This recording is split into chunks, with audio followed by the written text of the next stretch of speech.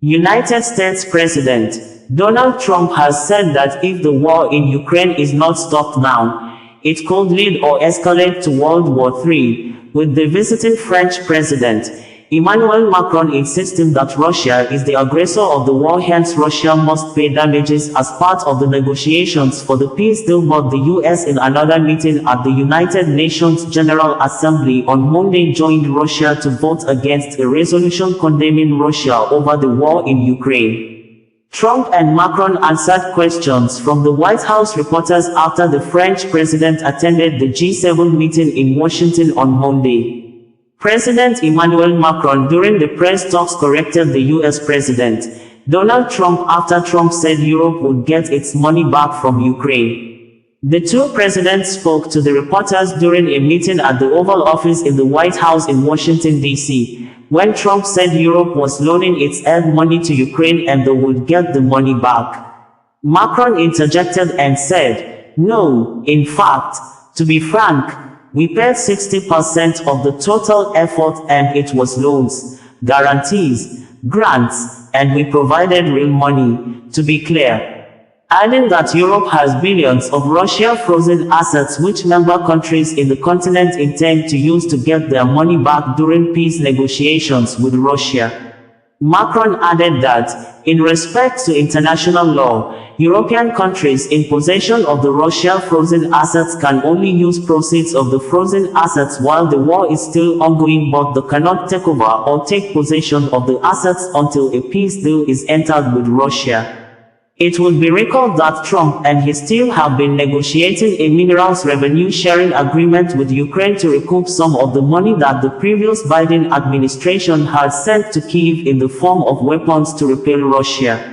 Emmanuel Macron and Donald Trump have sought to smooth a transatlantic rift on Ukraine, as the US president said Vladimir Putin was willing to accept the presence of European peacekeepers to end the war. Trump said Vladimir Putin has no objections to European peacekeepers post-peace deal but warned the war could escalate into World War III if not resolved. Trump also stated that he is helping Ukraine like no one has before. Donald Trump said the Ukraine war could end within weeks as he met with French President Emmanuel Macron at the White House to discuss the conflict. Meanwhile, US joined Russia to vote against a resolution condemning Russia as the aggressor in the war in Ukraine, but larger numbers of members of the United Nations on Monday voted in favor of the resolution supporting Ukraine's territorial integrity in the face of staunch opposition from Washington, which pushed its own language that declined to blame Russia for the war or mention Kyiv's borders. The European-backed resolution marking the conflict's third anniversary won 93 votes for and 18 votes against, with 65 abstentions. Washington sided with Moscow, as well as Russian allies Belarus, North Korea and Sudan, to vote against. Close observers said that the resolution won far less support compared to previous resolutions on the war. The US drafted another resolution in favor of Russia with the Russian ambassador to the United Nations, Vasily Nebenzia, calling the US resolution a step in the right direction amid a sudden thaw between Russia and the US under Trump. But France put forward amendments to the US text telling the General Assembly that Paris, along with European countries and Britain, would not be able to support in its current form. The countries, all backers of Ukraine, pushed to reward the US text to say that the full-scale invasion of Ukraine has been undertaken by Russia.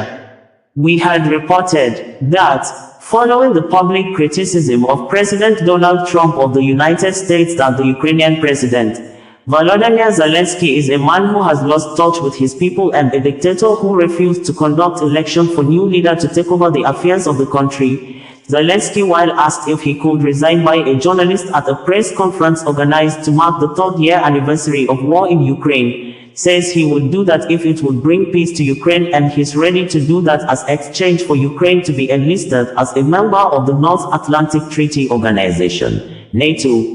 We had earlier reported that despite the medical condition that he's under the high flow of oxygen in the hospital over double pneumonia, Pope Francis on Sunday on the eve of the third-year anniversary of the war in Ukraine launched by President Vladimir Putin-led Russian government, called on everyone in the world to remember victims of the war in Ukraine, describing the war which started on February 24, 2022 as painful, shameful for all humanity. Previously, we reported that the Ukrainian president, Volodymyr Zelensky, has continued his phone conversations with world leaders with a video and written press statement on Saturday saying that the world leaders must ensure that the Russian president, Vladimir Putin, is not allowed to deceive the world again, insisting that Putin has used Russian army, intelligence services and mercenaries over 30 years to bring death to America, Europe, Africa, Middle East, Syria. This, Zelensky stated after he began special defense campaign with phone conversations with world leaders following strained relationship with one of the countries that has majorly assisted Ukraine in its defense against Russia since 2022 when the war began, United States, U.S. President Donald Trump, who threatened to stop military aid to Ukraine, claiming that Ukraine started the war it knows it cannot win, calling President Volodymyr Zelensky a modestly successful comedian and a dictator that deceived the immediate past U.S. President, Joe Biden, to commit over $350 billion of U.S. taxpayers' money on a war the North America country will not get any profit in return, with the Ukrainian president accusing Donald Trump of disinformation and saying that Putin-led Russia has intensified attacks and launched massive bomb destructions on Ukraine cities and villages during the week of Donald Trump's outburst. I just want to tell you a little story. So we were at the Eiffel Tower having dinner with your wonderful wife and with my wonderful wife, and we came out and he started speaking the French deal. And we didn't have an interpreter, and he was going on and on and on, and I was just nodding, yes, yes, yes. And he really sold me out, because I got back the next day and I read the papers. I said, that's not what we said. He's a smart customer, I will tell you that. How would you modify your relationship? Mr. President, you called Zelensky a dictator. Would you use the same words regarding Putin? I don't use those words lightly. I think that we're going to see how it all works out. Let's see what happens. I think we have a chance of a really good settlement between various countries. And, you know, you're talking about Europe, and you're talking about Ukraine as part of that whole situation. The other side has a lot of support also. So let's see how it all works out. It might work out. Look, you can never make up lives. The one thing you can make up the money, but you can't make up the lives. A lot of lives lost. I think probably a lot more lives than people are talking about. It's been a rough war, but I think we're close to getting it solved. Question about Doge, sir. Do you think that Doge could benefit from more streamlined communications? There was that email telling employees to give 5 things that they've done last week. Agency heads then told people to ignore it, but Elon Musk... about the last email that was sent, where he wanted to know what you did this week. You know why he wanted that, by the way? I thought it was great, because we have people that don't show up to work and nobody even knows if they work for the government. So by asking the question, tell us what you did this week, what he's doing is saying, are you actually working? And then if you don't answer, like you're sort of semi-fired or you're fired, because a lot of people are not answering because they don't even exist. They're trying to find, that's how badly various parts of our government were run by, and especially by this last group. So what they're doing is they're trying to find out who's working for the government. Are we paying other people that aren't working? And, you know, where's all that, where's the money going? We have found hundreds of billions of dollars of fraud so far, and we've just started. We're actually going to Fort Knox to see if the gold is there, because maybe somebody stole the gold. Tons of gold. Some of the agencies... So I think it was actually, there was a lot of genius in sending it. We're trying to find out if people are working. And so we're sending a letter to people, please tell us what you did last week.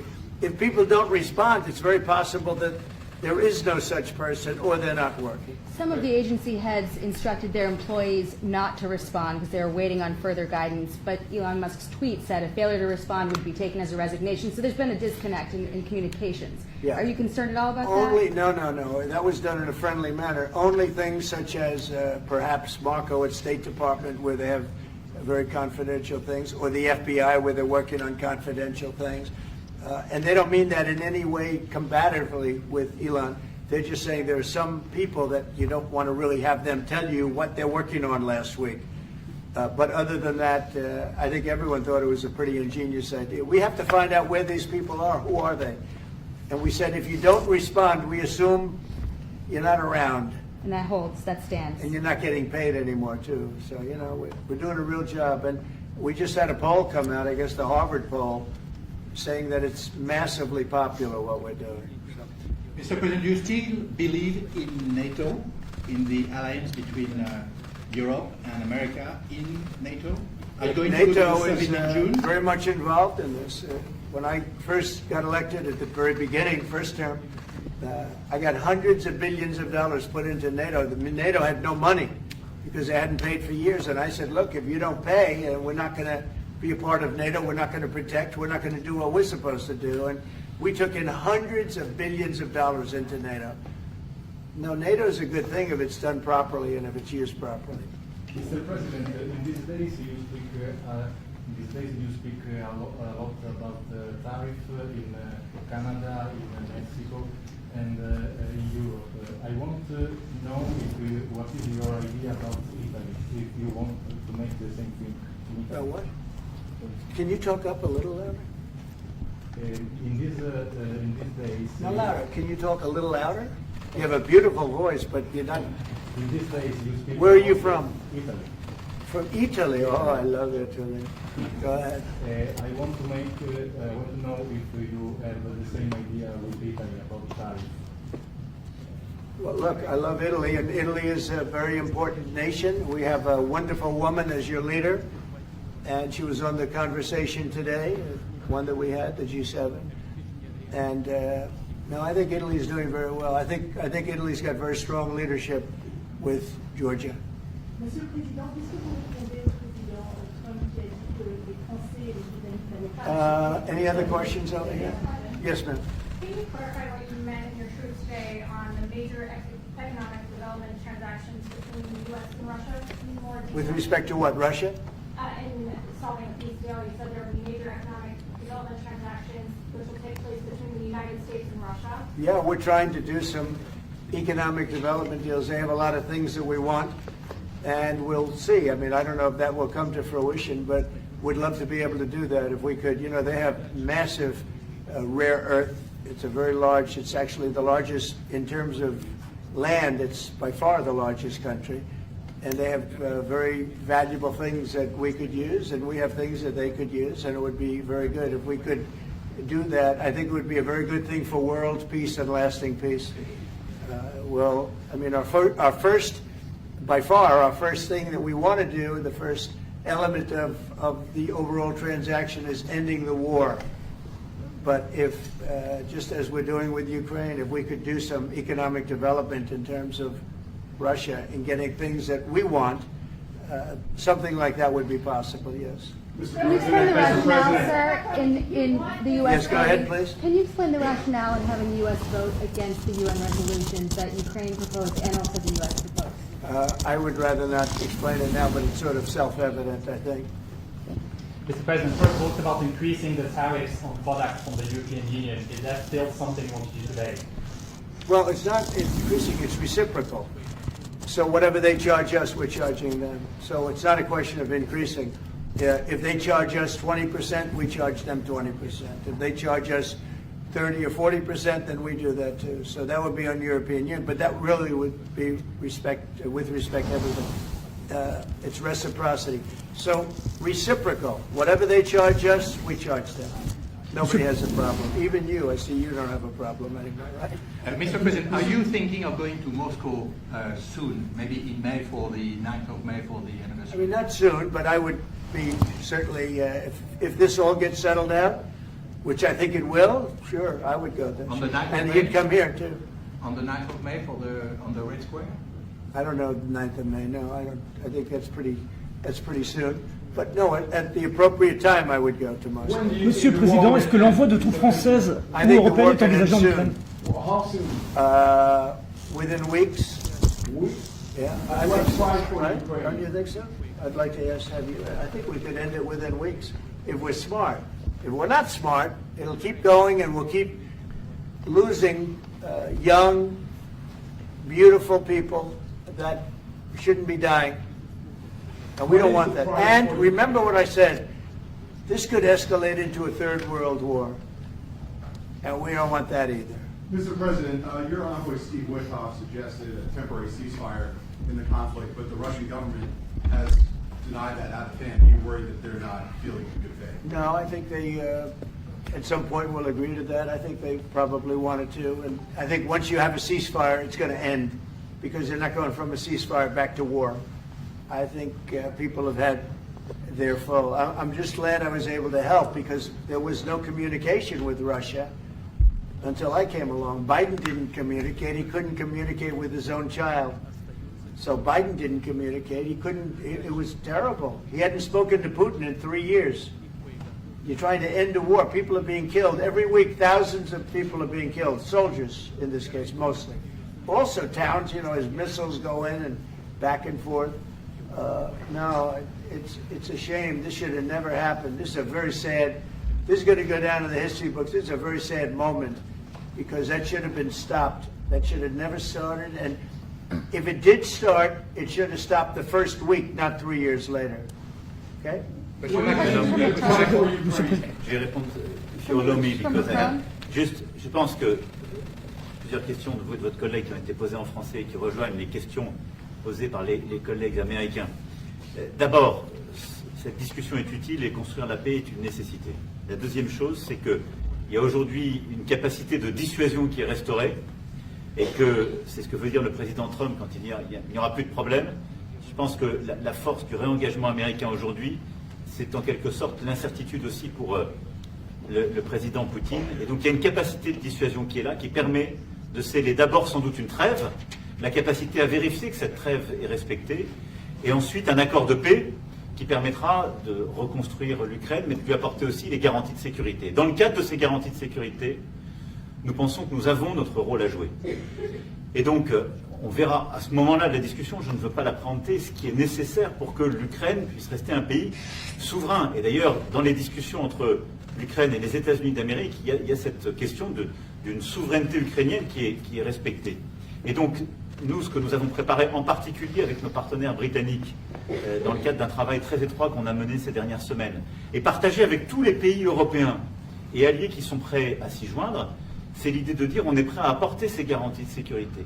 Les conditions, elles doivent en être définies. Par l'envoi de troupes ? Elles doivent être définies par l'accord. Ça peut aller jusqu'à l'envoi, comme l'a dit le président, de troupes qui iront observer que la paix est bien respectée, qui iront se positionner, pas sur la ligne de front, pas pour justement, en quelque sorte, être dans le conflit, mais marquer une présence comme une garantie.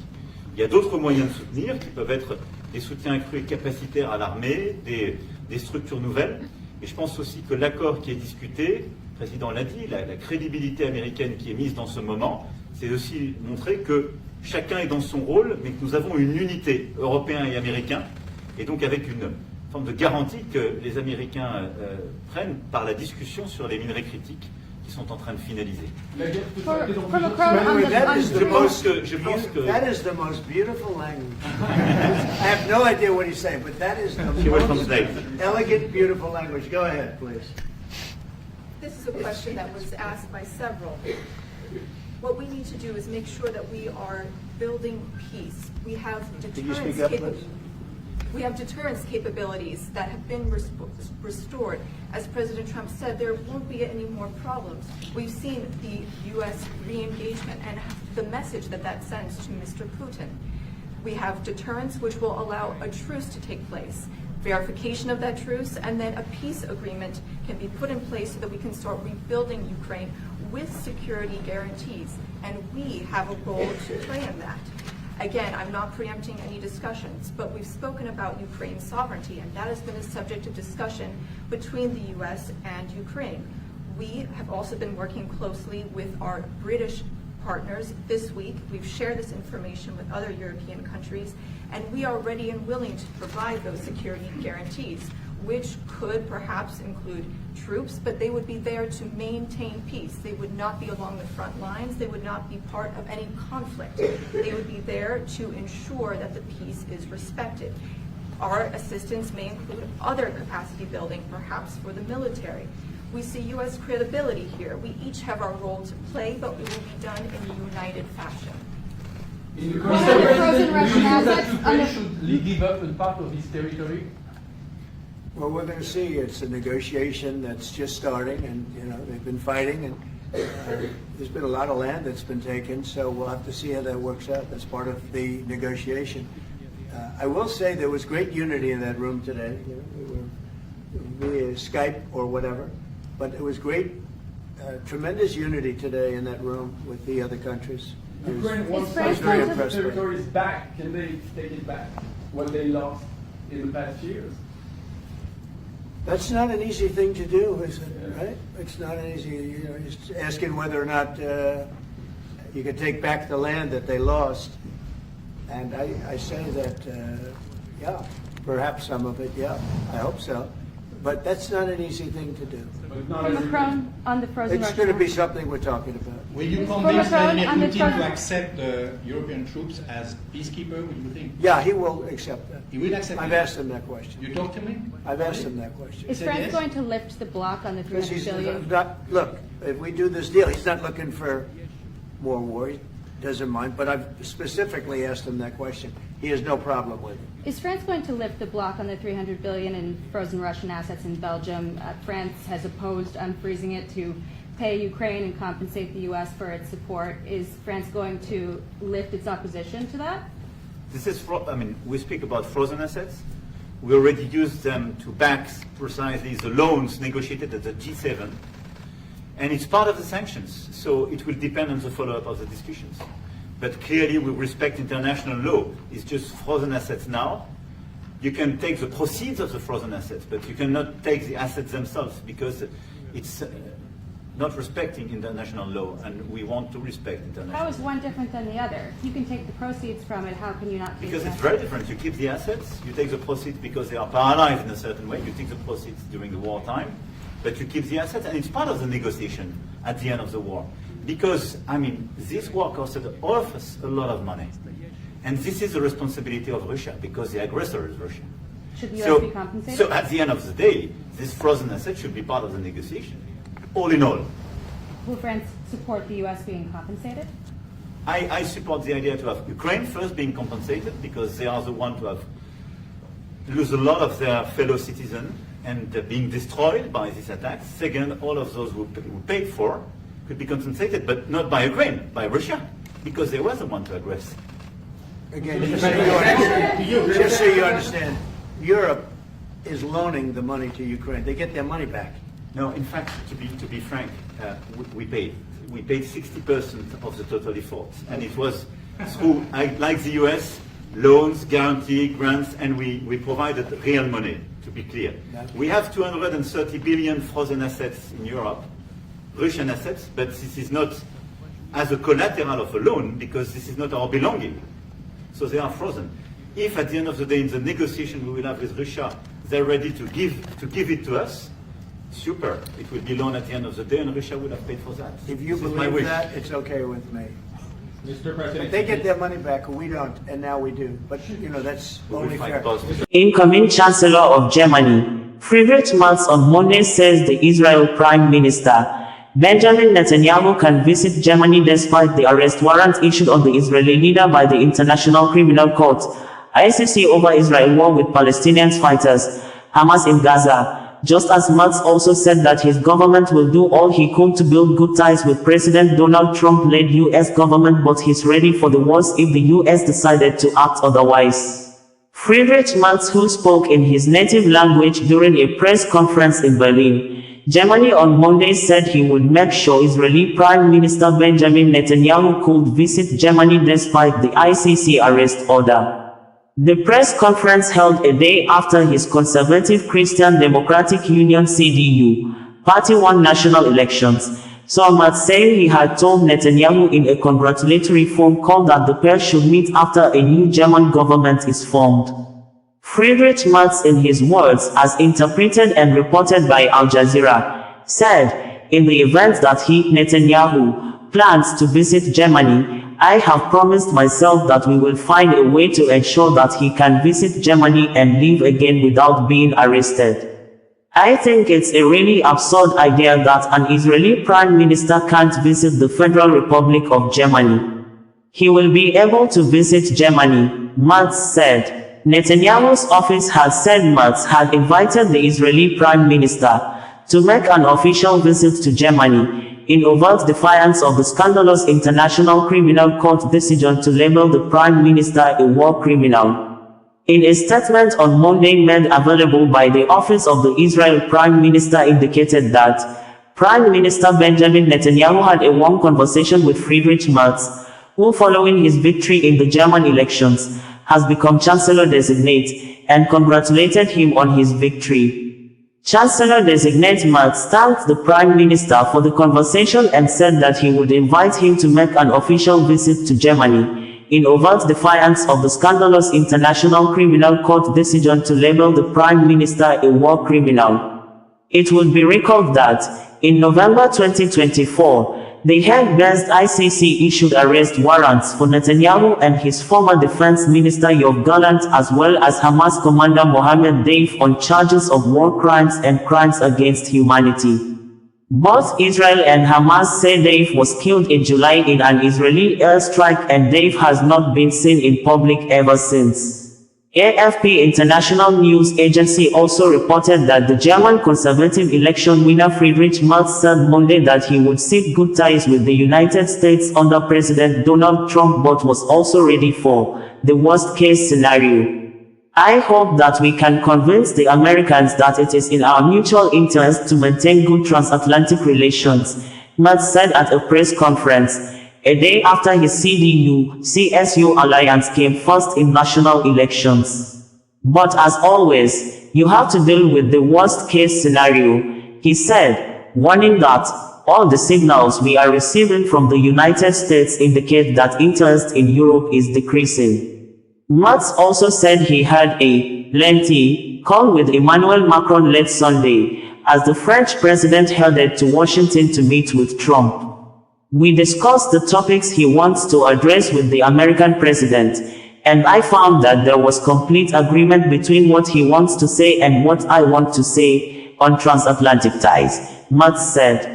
International relations between US and the European countries apparently began to strain when President Donald Trump brushed aside European allies when he declared his readiness to resume diplomacy with Russian President Vladimir Putin and to hold talks without the involvement of European nations or Ukraine. President Donald Trump thereafter was apparently seen to have repeated Russian talking points about Ukraine's supposed responsibility in starting the war, raising concern in Europe that Donald Trump would agree to Moscow's terms. AFP also reported that the US Vice President, J.D. Vance, also caused shock in Europe this month when he used a speech at a security forum in Munich to criticize the EU on issues ranging from immigration to free speech. Earlier, we reported that Friedrich Merz, the newly elected incoming German Chancellor, has said that his aim is to achieve Europe independence from the United States, saying, the current US President, Donald Trump, cares less about the security of European countries and promised to work with the prime ministers and leaders of other European countries to set up Alternative Europe Defense Alliance Treaty Organization by June 2025 when the meeting of the North Atlantic Treaty Organization, NATO, will be held, adding, Ukraine will be put in a. Friedrich Merz, the newly elected incoming German Chancellor, has said that his aim is to achieve Europe independence from the United States, saying, the current US President, Donald Trump, cares less about the security of European countries and promised to work with the prime ministers and leaders of other European countries to set up Alternative Europe Defense Alliance Treaty Organization by June 2025 when the meeting of the North Atlantic Treaty Organization, NATO, will be held, adding, Ukraine will be put in a position of strength. Friedrich Merz stated this at a televised roundtable discussion with political leaders on Sunday after his party, Christian Democratic Union, CDU, and Christian Social Union, CSU, won 208 seats to score 28.6% of the vote in the Sunday federal elections in Germany. The Alternative for Germany, AfD political party, came second in the election with 152 seats, winning 20.8% of the vote. AfD shared opposing views with other political parties in Germany, and the views are apparently in line with the style of administration President Donald Trump is currently administering in the United States. AfD was supported by US tech billionaire Elon Musk during the electioneering campaign. Mobs of left-wing protesters took to the streets on Sunday to make a scene in Germany following the AfD's significant achievement of capturing 20.8% of the vote.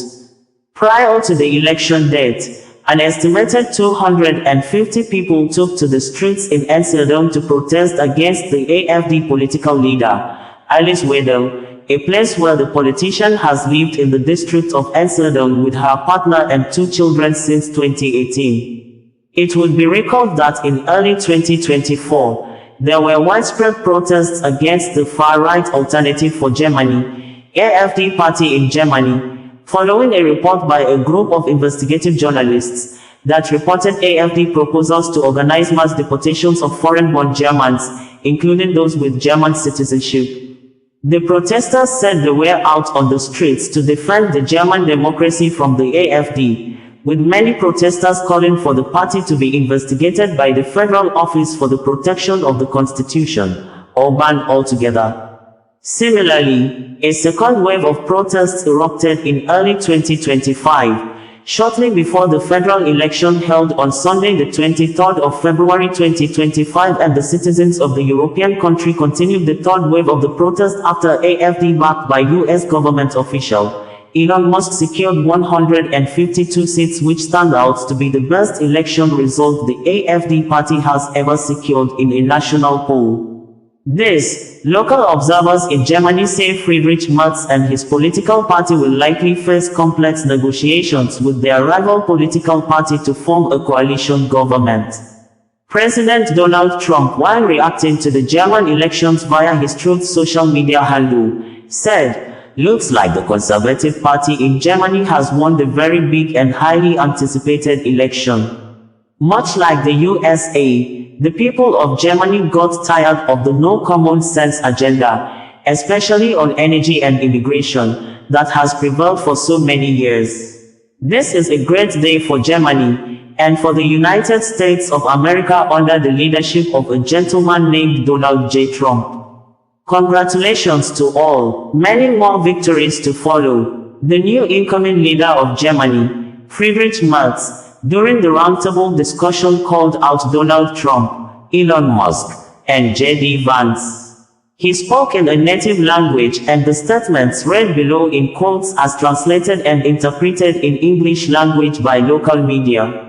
"I am communicating closely with a lot of prime ministers and heads of EU states, and for me it is an absolute priority to strengthen Europe as quickly as possible, so that we achieve independence from the US, step by step. I never thought that I would ever need to say something like that on television, but after the latest statements made by Donald Trump last week, it is clear that the Americans, at any case these Americans, this administration, mostly don't care about the fate of Europe one way or another." He also slammed Elon Musk and J.D. Vance for interfering in their elections.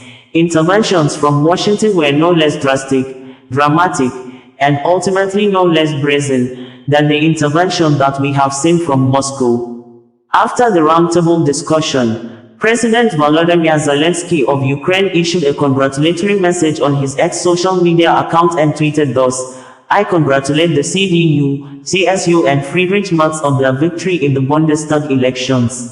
A clear voice from the voters, and we see how important this is for Europe.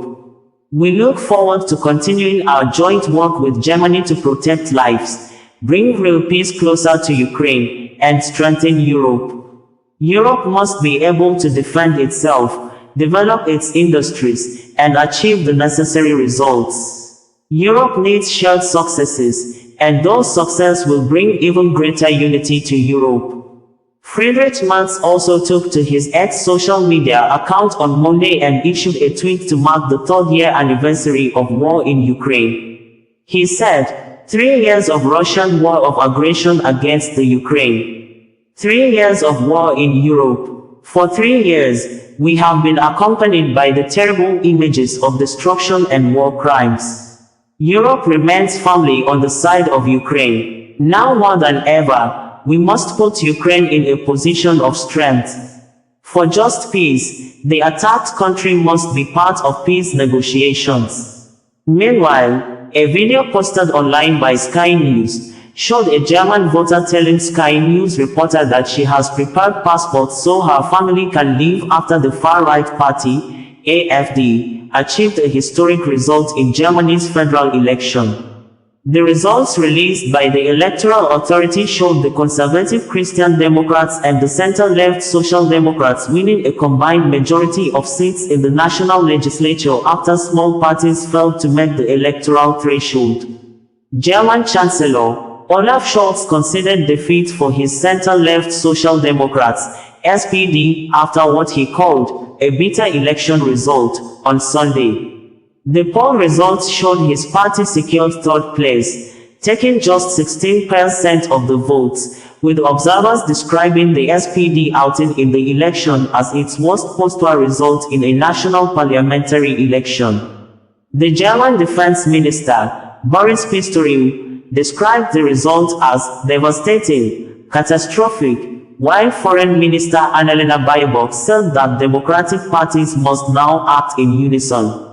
I am responsible for this election result, Mr. Scholz said, adding that we must never work with the far right. Other minor parties have failed to meet the 5% threshold in the proportional German parliamentary system, limiting the possible options for a government to take shape. Scholz, apparently shocked over the interventions of the Trump White House on behalf of the AfD, called Musk's vocal support for the party disgusting. In recent months, Musk has become an ardent supporter of the anti-immigration, anti-Muslim party, while Vice President bringing you the news in a more digital way.